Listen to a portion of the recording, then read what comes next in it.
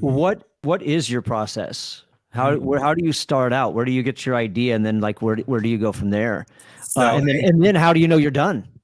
are we ever done? That's the struggle is when you're once the script is published and you read it or you see it and you're like, damn, why did I change that? That's the struggle is real for there for sure. My process is sounds crazy, but I consider myself a professional eavesdropper. So much of what I get, I overhear in different places of the bank, the grocery store, a restaurant.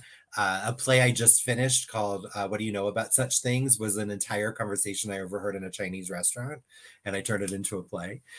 So all is fair game. And when people You tell me steal people's stories, lives. yeah, I am siphoning, I am exploiting people's lives. It's true, but I exploit my own, just to be fair. So, Okay, fair um, enough.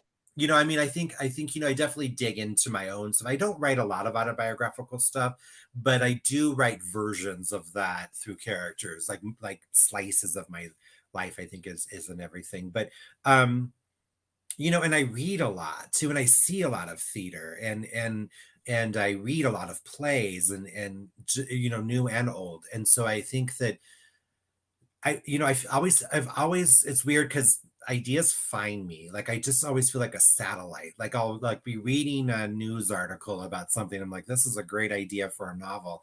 And then you have to decide whether or not there's enough there to act on. But people also share stories with me too. I don't know if you go through this as well, but like when even like strangers that I don't know very well, I guess maybe they just feel I'm accessible or whatever, but they'll tell me like about their, first love that never happened in eighth grade summer camp. And then I'm like, oh, great. And I'm already thinking like scene two in my head. So you have to be open to the universe to story for you to find stories, but really for stories to find you. And they will when they're supposed to. I firmly believe that. Yeah, I think that's huge because you're operating from a playwright's mindset. You have a playwright's mindset, and that's something that I don't think that I've ever even thought about Mm. in that regard. Where it's like, oh, I don't, I want to write, or I have this idea, but that, and it's just like when inspiration hits, rather than having a playwright's mindset to where the world is your oyster, all the world's a stage. And Right. so what's this scene going on right now that I can extrapolate and write a piece on. And I think that's huge. I think that's a huge piece of advice and inspiration there.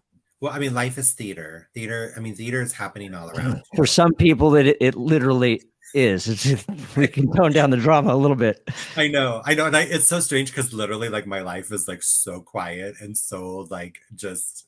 I don't want to say boring because it's not, but it's just I live a very peaceful existence. But I like other people having drama because Sure. then I can. But yeah, I do. You just have to be aware of those theatrical moments that are happening around you. Watching interactions between people.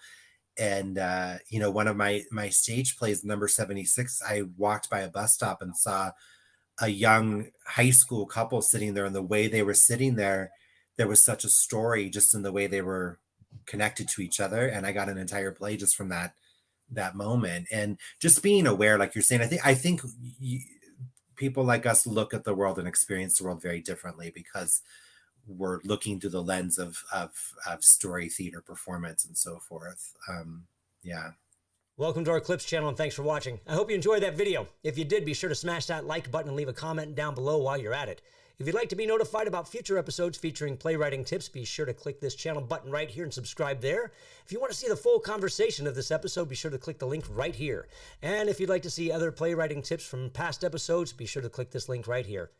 And until we see each other again, and in the meantime, keep writing.